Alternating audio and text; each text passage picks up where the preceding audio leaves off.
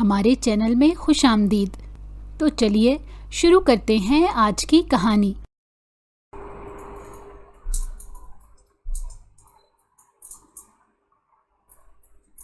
یار میرے سر میں بہت زیادہ درد ہو رہا ہے اور یہ پروفیسر ہے کہ چپ ہی نہیں کر رہا۔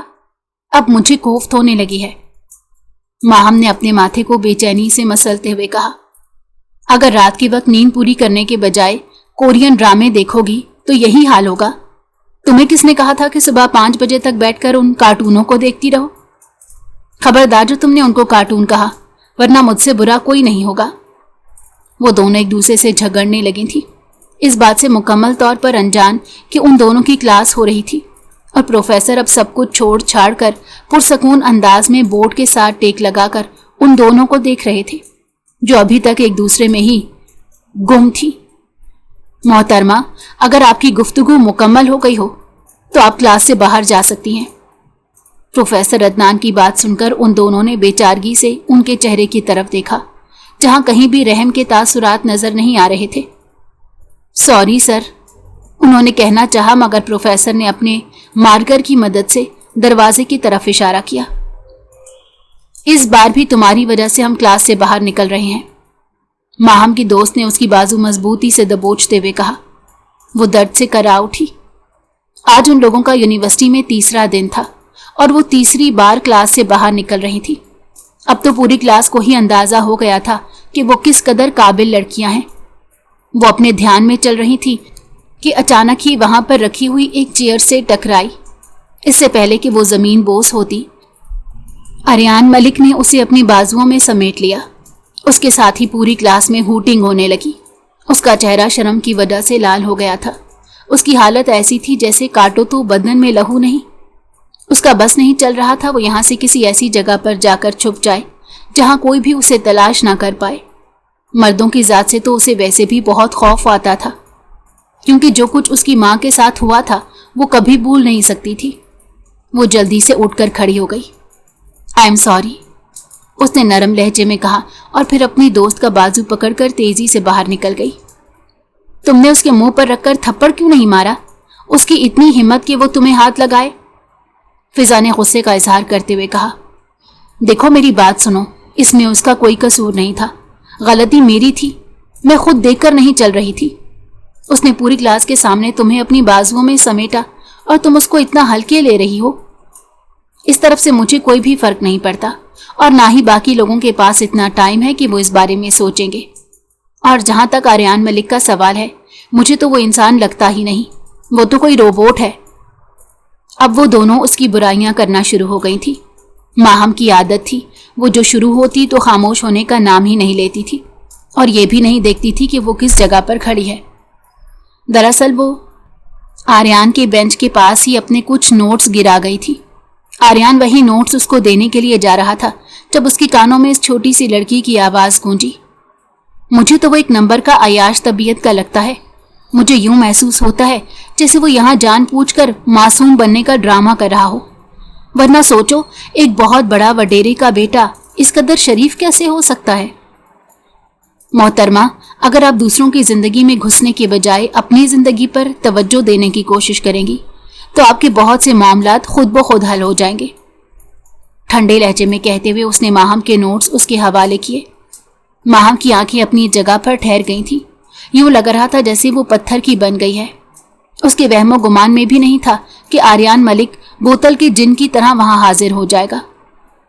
ایکچولی اس سے پہلے کہ وہ مزید کچھ کہتی، آریان وہاں سے لمبے لمبے ڈگ بھرتا نکل گیا۔ اچھا ٹھیک ہے، اب اس کو زیادہ سیریس مت لینا اور نہ ہی اس کو اپنے ذہن پر سوار کرنا۔ آج ہم لوگ لانگ ڈرائیو پر جا رہے ہیں۔ تمہارے بھائی نے تو کہا تھا کہ وہ تمہیں اپنی گاڑی نہیں دیں گے، ماہم نے فضا کو یاد کروایا۔ میرے بھائی بہت اچھے ہیں، وہ مجھے کبھی بھی کسی چیز سے انکار نہیں کرتے، اور اگر وہ کبھی انکار کریں تو میں اپنے بابا سے جا کر ان کی شکایت لگا دیتی ہوں۔ یہ سن کر ان لوگوں پر ایک پھیکی سی مسکراہٹ پھیل گئی تھی۔ اس نے اپنی زندگی میں کبھی بھی کسی بھی رشتے کا پیار نہیں دیکھا تھا۔ جب اس نے آنکھ کھولی تھی تو اس نے اپنی ماں کو ہی اپنے ساتھ پایا تھا۔ جب وہ تھوڑی بڑی ہوئی تو اس نے باقی رشتوں کے بارے میں پوچھا۔ اس کی ماں نے اسے صاف الفاظ میں بتا دیا تھا کہ ہمارا کوئی بھی نہیں۔ मेरे सब रिश्तेदार मर चुके हैं। लेकिन जब वो जवान हुई तब उसे जाकर अंदाजा हुआ कि सब लोग ही जिंदा थे, मगर कोई भी उन्हें अपनाने के लिए तैयार नहीं था। और वजह ये थी कि इसकी माँ से एक छोटी सी गलती हो गई थी, जिस गलती का खमियाजा वो आज तक भुगत रही थी। जब वो अपने छोटे से घर के अंदर दाखिल हुई तो उसे अपनी माँ की खांसने की आवाज़ सुनाई दी। उसके दिल को कुछ हुआ। उसके साथ ही मशीन चलने की भी आवाज़ आ रही थी। आलिया बेगम, जो कि अपने माँ बाप की लाडली बेटी थी, उनकी हर ख्वाहिश उनके मुंह से निकलने से पहले पूरी हो जाती थी। उन्हें बचपन से ही फैशन डिज़ाइनर बनने का बहुत शौक था। वो अपनी बुटीक खोलना चाहती थी। इस सिलसिले में ही उनकी शहर के सबसे बड़े बिजनेसमैन से बात हुई थी, जो कि एक बहुत बड़ा इंडस्ट्रियलिस्ट भी था। वो आलिया बेगम के साथ पार्टनरशिप करना चाहता था। दरअसल उसके उनके ख़ानदान वालों के साथ माजी में फैमिली टर्म्स भी थे, लेकिन बाद में दोनों में इख्तलाफात पैदा हो गए, जिसकी वजह से वो दोनों एक दूसरे से अलग हो गए। अब उनका जुनैद खान के ख़ानदान के साथ किसी किस्म का कोई ताल्लुक नहीं था। आलिया बेगम ने जब पहली बार इस इंसान को देखा था तो मुकम्मल तौर पर नज़रअंदाज कर दिया था, मगर ये काम उन्हें दुनिया का सबसे मुश्किल तरीन काम लगा था। जुनैद साहब तिलिस्मी शख्सियत के मालिक थे। अगर एक बार उनकी तरफ नज़र उठाकर देखो तो फिर इंसान नज़र पलटना ही भूल जाता था। वो भी उन्हीं की उसी शख्सियत का शिकार हो गई थी। वो आहिस्ता आहिस्ता उनके करीब जाने लगी और फिर वो वक्त भी आ गया जब आलिया बेगम को उनसे मोहब्बत हो गई थी। लेकिन जब उन्होंने अपने बाबा से अपने दिल का इजहार किया तो उनके बाबा जान ने साफ अल्फाज में कह दिया था कि ऐसा मुमकिन नहीं हो सकता। वो ठग इंसान है जो गरीब लोगों का खून चूसता है और उनके बलबोते पर ही कामयाबी हासिल करता है। मैं कभी भी उस घटिया इंसान को अपनी बेटी का रिश्ता नहीं दूंगा। आलिया बेगम ने बहुत ज्यादा वावेला मचाया था, मगर किसी ने भी उनकी बात नहीं सुनी। आलिया बेगम के 3 भाई थे और वो अकेली बहन थी। बेजा लाड प्यार ने उनको सर पर चढ़ा दिया था। जुनैद साहब ने उनको मशवरा दिया, आप ऐसा करें, अपने घर वालों से बगावत कर लें और मुझसे निकाह कर लें। मुझे यकीन है कि थोड़े ही अरसे के बाद वो आपको माफ़ कर देंगे, क्योंकि वो आपसे नाराज़ नहीं रह सकते, आपसे बेतहाशा मोहब्बत करते हैं। आलिया बेगम को ये रास्ता आसान लगा था, मगर वो नहीं जानती थी कि जिस रास्ते को वो सहल समझ रही हैं वो आग के दरिया को अबूर करने जैसा होगा। उन्होंने छुपकर निकाह तो कर लिया और फिर उनके शौहर साहब ने निकाह के नाम पर अपने तमाम तर हुकूक भी वसूल कर लिए। मगर जब ऐलान करने की बारी आई तो जुनैद साहब ने साफ अल्फाज में कह दिया कि मैं तुम्हें दुनिया के सामने नहीं ला सकता।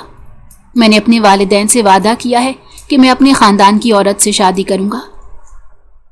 आलिया बेगम को अपना सर चकराता हुआ महसूस हुआ था। उन्होंने बेयकीनी से जुनैद साहब की तरफ देखा। आपने तो मुझे कहा था कि आप हर मोड़ पर मेरा साथ देंगे, और तुमने मेरी बात पर यकीन कर लिया, तो इसमें गलती किसकी है? सारी गलती तुम्हारी अपनी है। तुम एक अजनबी इंसान पर यकीन नहीं करना चाहिए था। और जो औरत अपने ख़ानदान वालों को छोड़ सकती है, जान लुटाने वाले भाइयों को धोखा दे सकती है, मैं उससे कैसे वफा की उम्मीद कर सकता हूँ? अगर मैंने तुमसे निकाह की हामी भर ली और तुमने बाद में मुझे धोखा दे दिया तो मैं दुनिया वालों को क्या मुंह दिखाऊंगा? तुम जैसी ही औरतों का कोई भरोसा नहीं होता। मैं वैसे भी तुमसे बहुत जल्द तलाक देने वाला था। प्लीज़ मुझे तलाक ना दो। ये कहकर वो उनके कदमों में गिर गई। तो मुझे अपनी ज़िंदगी से निकाल दो। मेरी तरफ कभी निगाह उठा कर भी मत देखना। मैं खुद भी कभी तुम्हारे सामने नहीं आऊँगी। मैं तुमसे वादा करती हूँ। और जिस दिन मैं तुम्हारे सामने आ गई उस दिन तो मुझे बेशक तलाक दे देना, लेकिन अभी मुझे मत छोड़ो। तुम्हारा नाम ही अब मेरे पास आखिरी सहारा रह गया है। मुझसे ये मेरा सहारा ना छीनो। और फिर उस रात वो खामोशी से उस फ्लैट से बाहर निकल आई थी। उन्होंने बेसाख्ता अपने पेट पर हाथ रखा था। वो जुनैद साहब के बच्चे की माँ बनने वाली थी, मगर उन्होंने इस बारे में जुनैद साहब को नहीं बताया था। हकीकत जानने के बाद वो बुरी तरह से टूट गई थी। दरअसल वो एक औरत को जानती थी जो कि गरीब थी। वो अक्सर ही उस औरत की मदद किया करती थी। उस औरत का एक छोटा सा घर था जिसमें वो अकेली रहती थी। वो उसी औरत के घर चली गई और उसके गले लगकर फूट फूट कर रोने लगी। जमा पूंजी के नाम पर उनके पास बहुत थोड़ी सी रकम थी। दूसरी तरफ उनके भाई भी उनको तलाश कर रहे थे।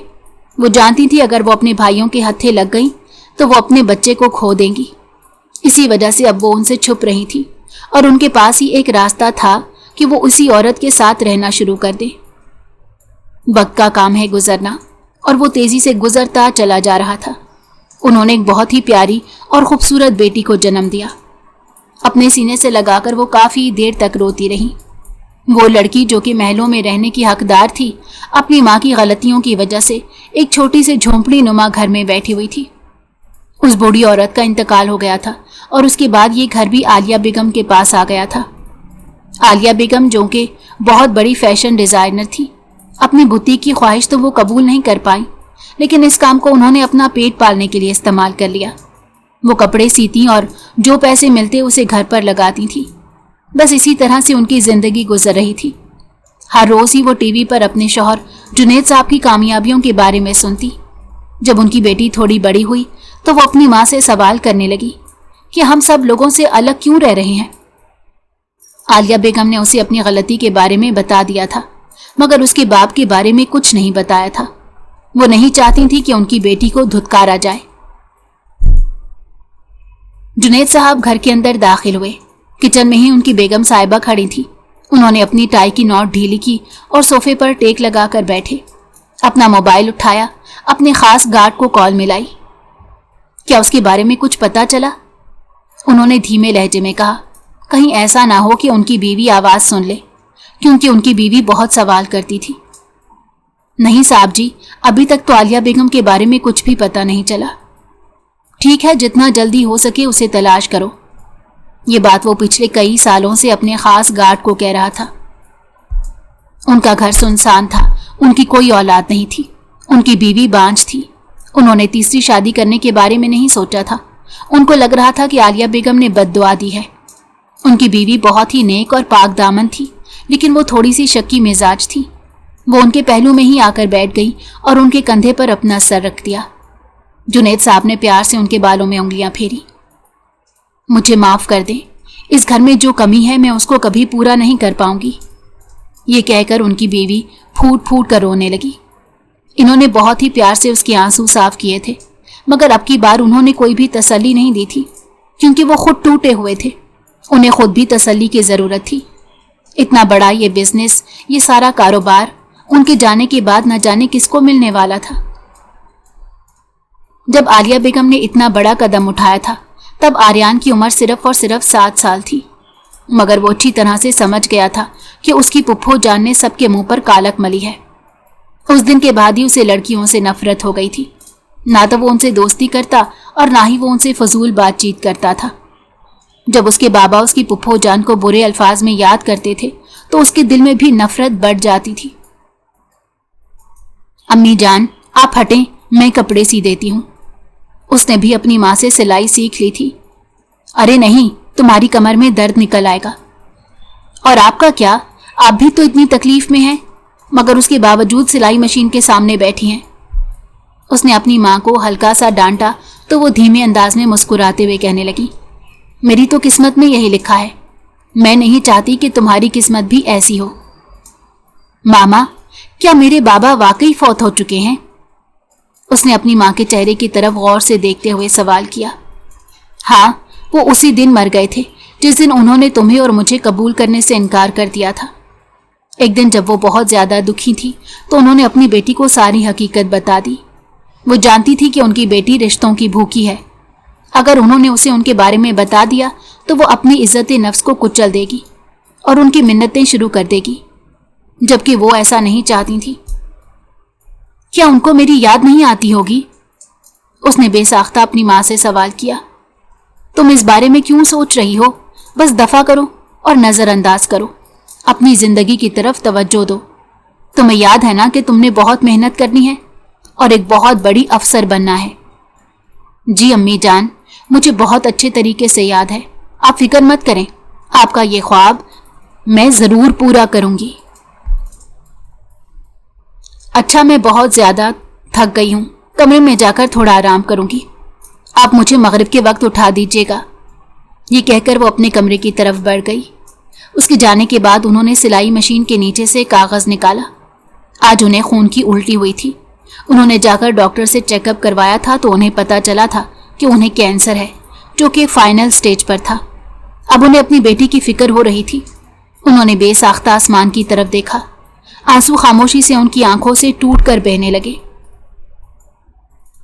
एक्सक्यूज मी मिस्टर, ये मेरी सीट है। वो जब क्लास में दाखिल हुई तो उसने देखा कि फ्रंट सीट पर आर्यान मलिक बैठा हुआ था। सॉरी। उसने अपने कानों से हेडफोन उतारे और सवालिया नजरों से इसके चेहरे की तरफ देखने लगा। मैं आपको कह रही हूं ये मेरी सीट है। उसने अपने अल्फाज पर जोर दिया। मगर मैं यहां पर बैठ चुका हूं। मेरा बैग यहां पड़ा हुआ है। अब आप इस बैग को उठा सकती हैं। ये कहकर आर्यान दोबारा से अपने कानों में हेडफोन लगा लिए। गुस्से से इसका दिमाग घूम गया। इससे पहले कि वो मजीद कुछ कहती, प्रोफेसर क्लास में दाखिल हो गए। प्रोफेसर दरियाब की वो फेवरेट स्टूडेंट थी, क्योंकि वो उनके सब्जेक्ट को बहुत दिलचस्पी से पढ़ती थी और उनके तमाम सवालात का जवाब देती थी। क्या हो रहा है माहम? सर देखें, ये मेरी सीट पर बैठ गया है। आर्यान ने कुछ कहना चाहा, मगर प्रोफेसर ने उसे जबरदस्ती उठाकर पीछे भेज दिया। उसने एक जोरदार ठोकर कुर्सी को मारी। कुर्सी जोर से उसके पांव पर जाकर लगी थी। वो दर्द से करा उठी और जमीन पर गिर पड़ी। उसके पांव में हल्का सा जख्म भी बन गया था, मगर आर्यान इस बात से मुकम्मल तौर पर अनजान क्लासरूम से बाहर निकल गया। उसने एक नफरत भरी निगाह आर्यान की पुश्त पर डाली। आर्यान के दिल में भी उसके लिए नफरत बढ़ गई थी। इस जैसी ही लड़कियां बाद में मुसीबत में फंसती है। मिस, आप ठीक तो हैं? प्रोफेसर दुराब तेजी से उसकी तरफ बढ़े और उसको हाथ लगाना चाहा, मगर वो तेजी से पीछे की तरफ हटी। जी मैं ठीक हूं। मोटे मोटे आंसू उसकी आंखों में ठहरे हुए थे। यार तुझे क्या जरूरत थी इतना ज्यादा तमाशा लगाने की? उसने सिर्फ तुझे यही कहा था कि वो उसकी सीट है, और तूने भी तो गलत किया था। क्यों उसकी सीट पर जबरदस्ती बैठ गया था? मुझे तो लगता है तुझे भी अब उस लड़की से बहस करने की आदत हो गई है। तुम्हारा दिमाग तो खराब नहीं हो गया? मेरे पास इतना वक्त नहीं और ना ही इतना फजूल का दिमाग है जो मैं उससे बातें करने में खर्च करूंगा।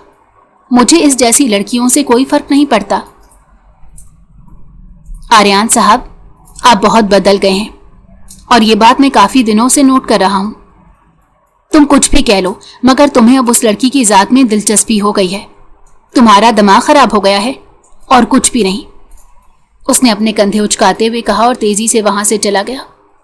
वो लाइब्रेरी में जाकर बैठा, पढ़ने की तरफ तवज्जो देने की कोशिश कर रहा था, मगर उसका जहन बार बार भटक कर उसकी आंखों की तरफ जा रहा था, जो कि चेयर लगने की वजह से आंसुओं से भर गई थी। क्या उसको ज्यादा जोर से लगी होगी? उसने बेचैनी से सोचा, मगर मुझे उसकी फिक्र क्यों हो रही है? उसने जोर से किताब बंद कर दी। वो भी तो औरत जात है, और औरतें तो हमेशा धोखा ही देती हैं। वो ये बात नजरअंदाज कर रहा था कि उसकी मां भी तो एक औरत ही है। ना चाहते हुए भी वो उस लड़की के पास चला गया।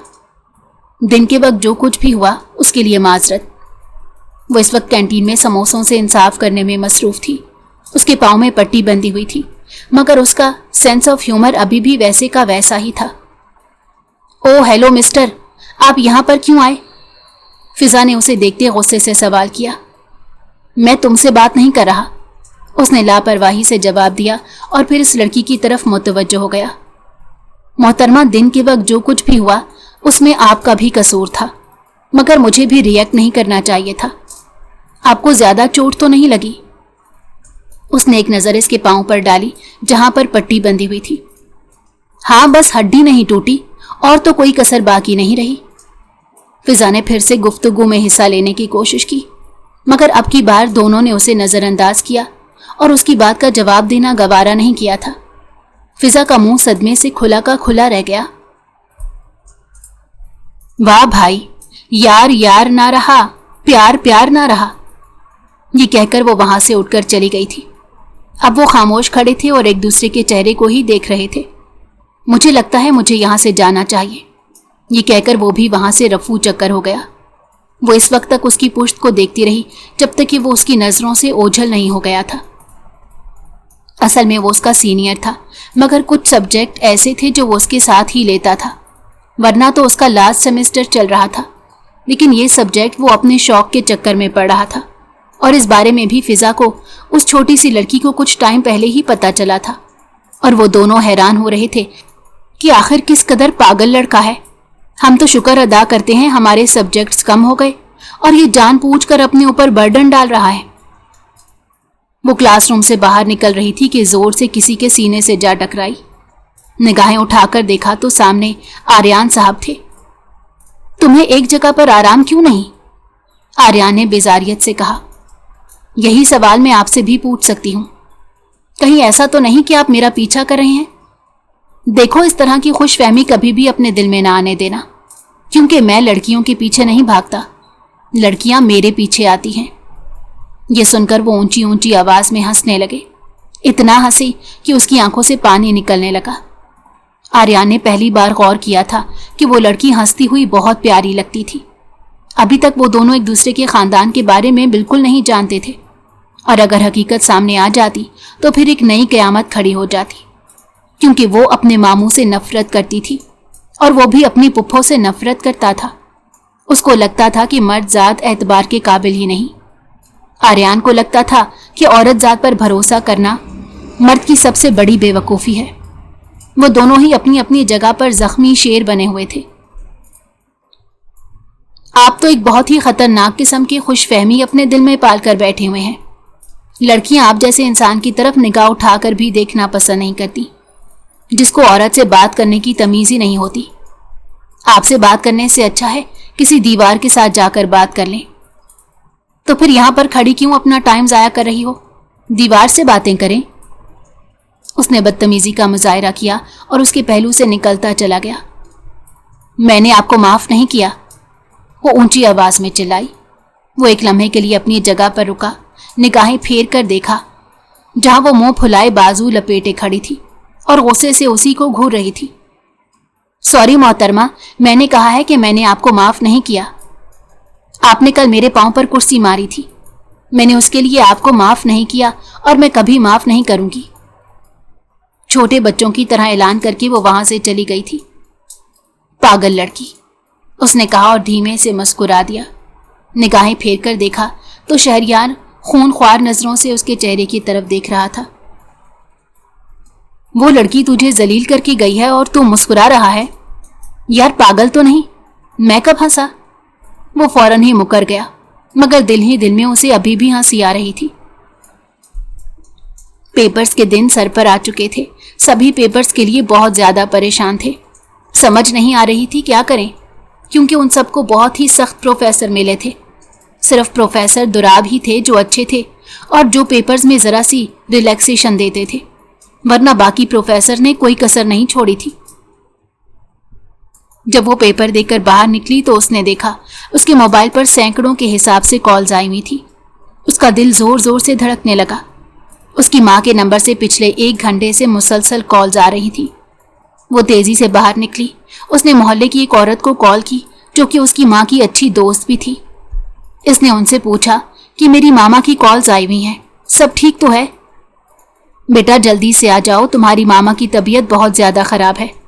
मुझे लग रहा है उनका आखिरी वक्त चल रहा है। वो तुमसे मिलना चाहती हैं। वो बार बार तुम्हारा नाम ले रही हैं। तुम्हारे नाना जान भी यहीं पर ही मौजूद हैं। उसे लग रहा था किसी ने 7 आसमान उसके सर पर गिरा दिए हों। उसे अपना सर घूमता हुआ महसूस हो रहा था, जबकि वजूद भी हौले हौले लरस रहा था। उसे लग रहा था उसकी टांगों से जान ही खत्म हो गई। मामा की तबीयत खराब थी, आखिरी वक्त चल रहा था, नाना जान वहां पर आ गए थे। ऐ मेरे रब, ये क्या है?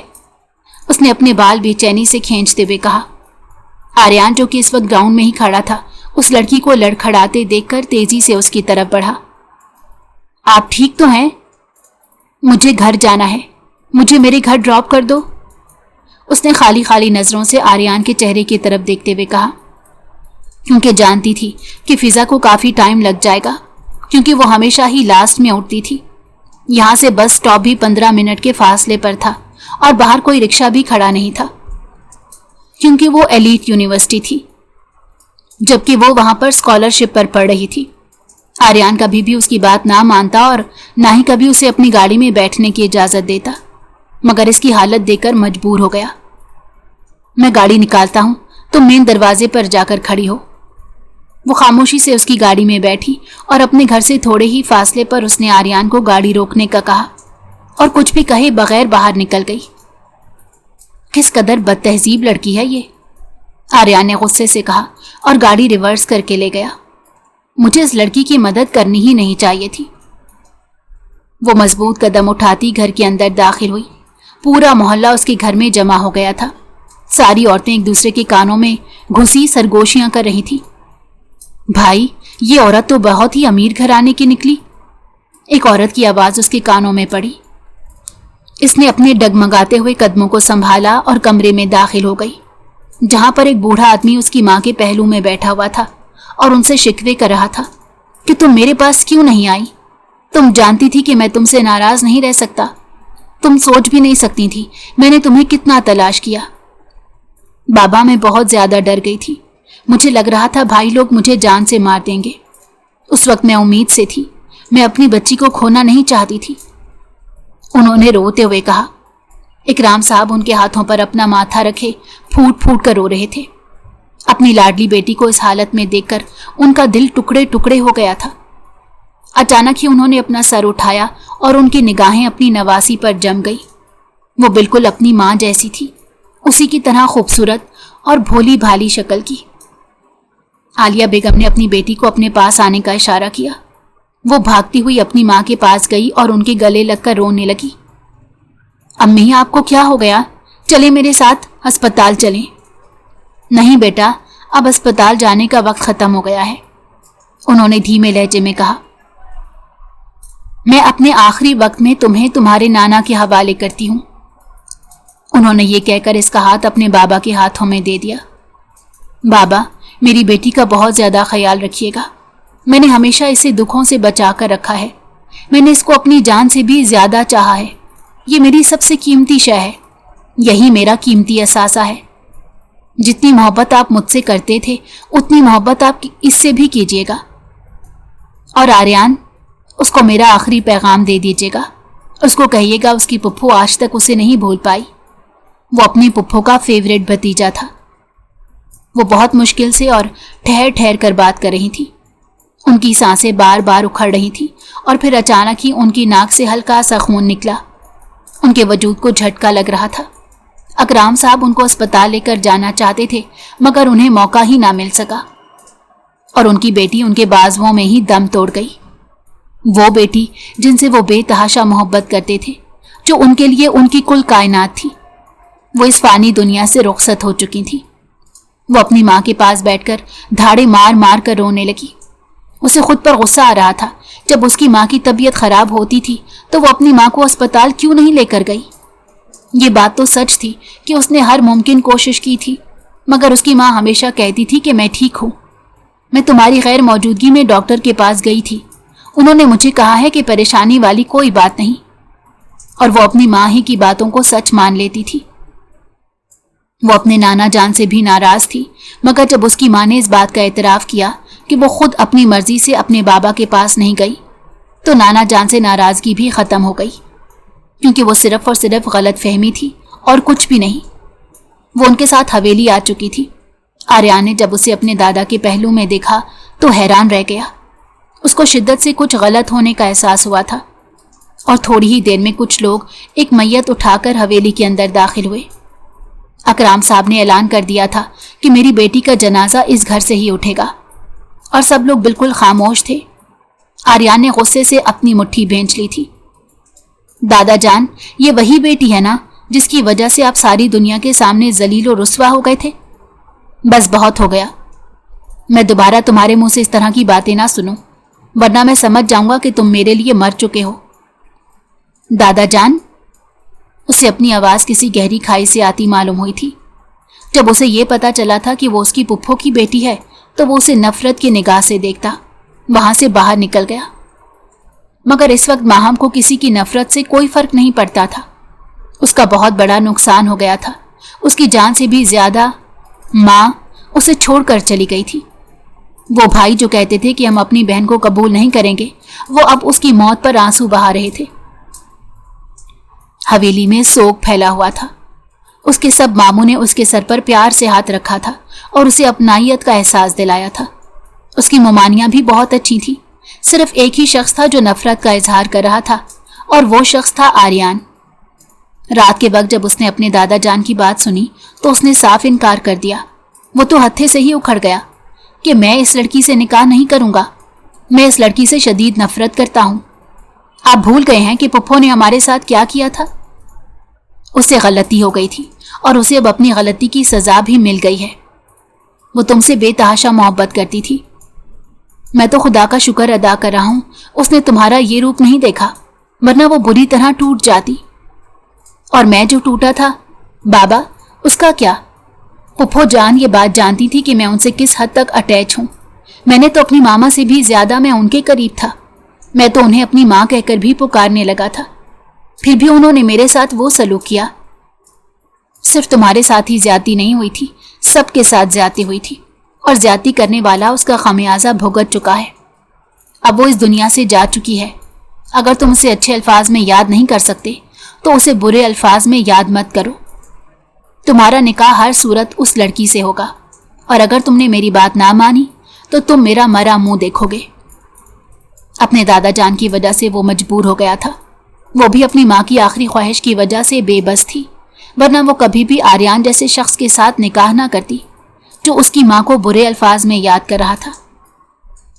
उन दोनों का निकाह बहुत ही सादगी से करवाया गया और वो उसकी बीवी बन गई। ये ख्याल आते ही उसका वजूद खौफ से कांपने लगा था। वो कमरे में दुल्हन के लिबास में बैठी उसका इंतजार कर रही थी जब वो गुस्से से कमरे में दाखिल हुआ। उसका बाजू पकड़कर उसको जमीन पर झटकते हुए कहा, तुम्हारी जगह बेड पर नहीं बल्कि मेरे कदमों में है। तुम खुदा का लाख लाख शुक्र अदा करो कि हमने तुम्हें अपने घर में रख लिया, वरना तुम इस काबिल नहीं थी कि तुम्हें पनाह दी जाती। वो इसका ये रूप जिंदगी में पहली बार देख रही थी। चूंकि वो उसकी माँ का इंतखाब था, इसीलिए उस पर फर्ज बनता था कि वो उसको कबूल कर ले। उसने माजी की तमाम तलखियों को भी अपने जहन से झटक दिया था, क्योंकि वो नहीं चाहती थी ये गलत फहमी की बुनियाद पर उन दोनों का रिश्ता खराब हो जाए। मगर ये क्या था? वो क्यों अभी भी उससे नफरत करता था? मैं आपकी बीवी हूं, आप मेरे साथ ऐसा नहीं कर सकते। तुम एक जबरदस्ती की बीवी हो और मुझे तुम्हारी जात में जरा भी दिलचस्पी नहीं। मैं तो तुमसे पहले से नफरत करता था और तुम्हारी शक्ल भी नहीं देखना चाहता था, और अब तुम हमेशा हमेशा के लिए मेरी जिंदगी में शामिल हो गई हो। ये कहकर उसने इस छोटी सी लड़की को धक्के देकर कमरे से बाहर निकाल दिया। वो दरवाजे में बैठी रो रही थी जब उसकी सास उसके करीब आई। उन्होंने उसको कंधे से पकड़कर उठाया और उसे लेकर अपने कमरे में चली गई। मेरी जान, तुम रो नहीं, देखना सब ठीक हो जाएगा। उसे वक्ती तौर पर गुस्सा है, लेकिन जल्दी उसका ये गुस्सा कम हो जाएगा। वो बस बचपन में एक बहुत बड़े सदमे का शिकार हो गया था। तुम तो जानती हो कि वो आलिया के साथ कितना ज्यादा अटैच था, और फिर जब आलिया एकदम से चली गई तो वो बहुत ज्यादा टूट गया। वो अपनी पुप्पो से नफरत नहीं करता, वो तो उनसे बेतहाशा मोहब्बत करता है। मैंने तो अक्सर उसको पुप्पो की तस्वीर अपने सीने से लगाकर रोते देखा है। ये सुनकर वो हैरान रह गई। उसकी हैरानगी को भांपते हुए वो धीमे से मुस्कुराती कहने लगी, मैं जानती हूं कि तुम्हें सुनकर हैरानगी हो रही है, मगर ये सच बात है। तो क्या मेरी माँ की गलती की वजह से ये सब हुआ था? नहीं, गलती तुम्हारी माँ की भी नहीं। वो तो उस जलील इंसान की मोहब्बत का शिकार हो गई थी। मेरा बाप कौन है? उसने अचानक ही सवाल किया। तुम्हारी माँ ने तुम्हें इस बारे में नहीं बताया? नहीं, उसने तेजी से कहा। तुम्हारा बाप शहर का सबसे मशहूर बिजनेसमैन जुनैद खान है। उसकी आंखों के सामने जुनैद साहब का चेहरा घूमने लगा, जो एक बार यूनिवर्सिटी में आए थे और उन्होंने यंग जनरेशन को बिजनेस की इम्पोर्टेंस के बारे में बताया था। जब वो उनको सुन रही थी तो वो बुरी तरह इंप्रेस हो रही थी। अचानक ही उसकी दोस्त ने उससे कहा, यार तुम्हारी आंखें तो बिल्कुल इस इंसान जैसी हैं। तब उसने गुस्से से फिजा के बाजू पर हाथ मारा। जुनैद साहब ने भी एक नज़र इसको देखा। उनकी निगाहें टिक गई थी, मगर फिर वो वहां से गायब हो गई थी। उन्होंने भी गौर नहीं किया। अगले ही दिन वो उनके ऑफिस में मौजूद थी और उनकी आंखों में आंखें डालकर उनसे सवाल जवाब कर रही थी। मेरा बेटा, मुझे माफ कर दो। वो तेजी से उसकी तरफ बढ़े। मैं आपको कभी माफ नहीं करूंगी। आपकी वजह से मैंने और मेरी माँ ने बहुत तकलीफें उठाई हैं। मैं अपने किए पर बहुत ज्यादा शर्मिंदा हूं। इस चीज की मुझे सजा भी मिल गई है। देखो, मैं अभी तक बेऔलाद हूं। सिर्फ तुम ही मेरी वाहिद औलाद हो। तुम ही मेरा आखिरी सहारा हो। मैं किसी भी ऐसे इंसान को सहारा देना पसंद नहीं करती जिसने सब लोगों के जीने का सहारा छीन लिया हो। आपकी वजह से मेरी माँ अपने खानदान वालों से दूर हो गई थी। मैं अपने खानदान वालों से दूर हो गई थी। मैं बचपन से रिश्तों को तरसती रही थी और आपको जरा भी मुझ पर तरस नहीं आया। आपने जरा भी कोशिश नहीं की कि आप हम लोगों को तलाश करें। मैं कसम उठाकर कहता हूं, मैं बरसों से आलिया को तलाश कर रहा हूं, मगर वो मुझे नहीं मिल रही। बाबा जान, ढूंढने से तो खुदा भी मिल जाता है। हकीकत तो ये थी कि आपने कभी दिल से कोशिश ही नहीं की थी। आपको अभी भी मेरी माँ से कोई दिलचस्पी नहीं। आपको सिर्फ और सिर्फ अपने मतलब की पड़ी है कि आपकी कोई औलाद नहीं और आपका बिजनेस संभालने वाला कोई नहीं होगा। मैं बस आपको ये बात बताने आई हूं कि मैं आपसे शदीद नफरत करती हूं। ये कहकर वो वहां से निकल गई। जब वो घर के अंदर दाखिल हुई तो आर्यान उससे गुस्से से सवाल कर रहा था, तुम कहां पर गई थी? तुम तो कहती हो कि तुम मुझे बीवी नहीं मानते। इससे पहले कि वो मजीद कुछ कहती, आर्यान ने उसका बाजू पकड़कर उसे एक झटके से अपनी जानिब खींचा। मुझे ऐसा गुस्सा मत दिलाओ, ऐसा ना हो कि तुम्हारे सारे कस बल निकाल दूं।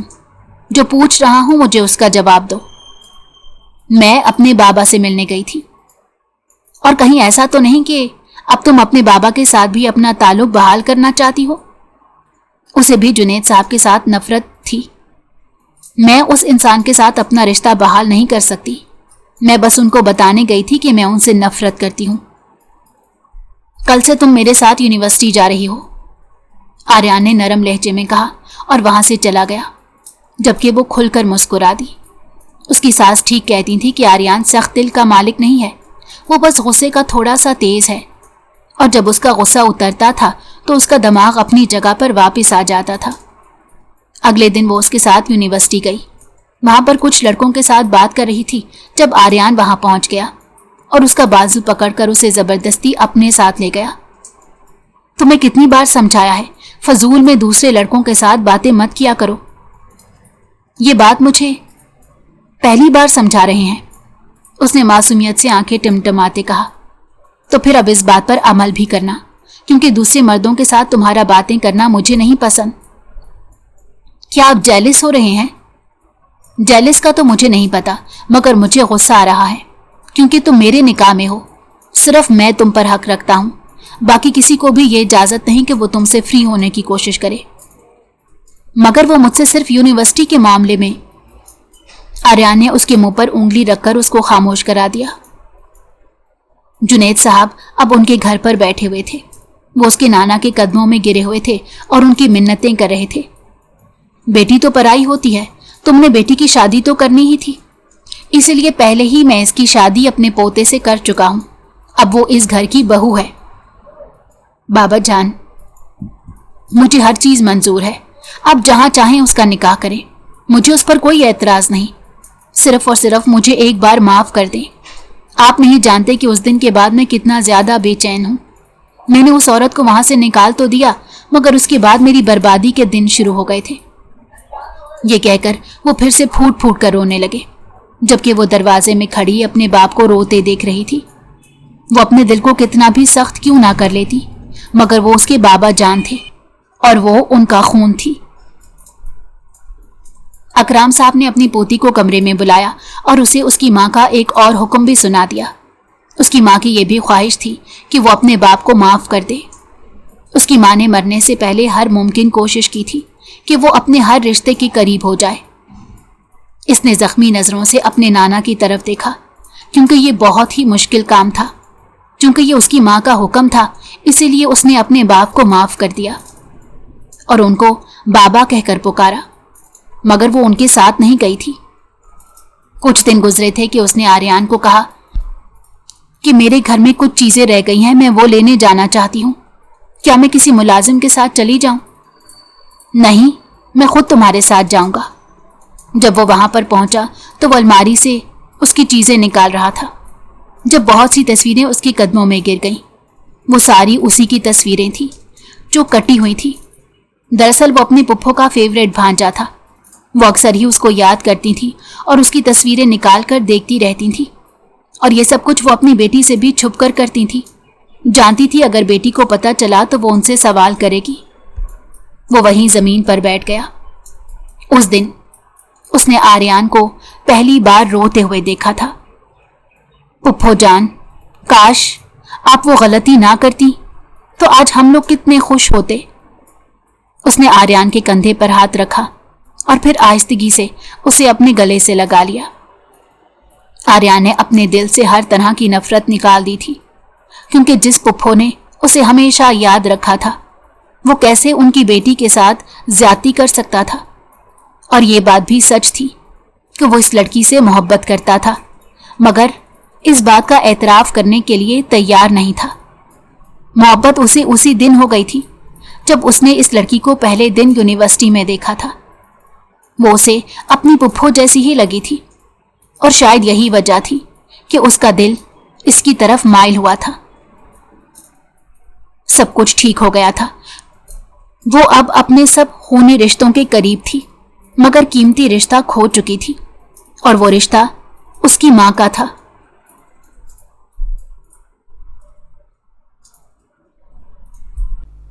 اگر آپ کو ہماری کہانی پسند آئی ہو تو ہمارے چینل کو لائک کریں اور سبسکرائب کر دیں۔ بیل نوٹیفیکیشن کو بھی آن کر دیں تاکہ ہماری آنے والی ہر مزیدار کہانی آپ کو وقت پر ملتی رہے۔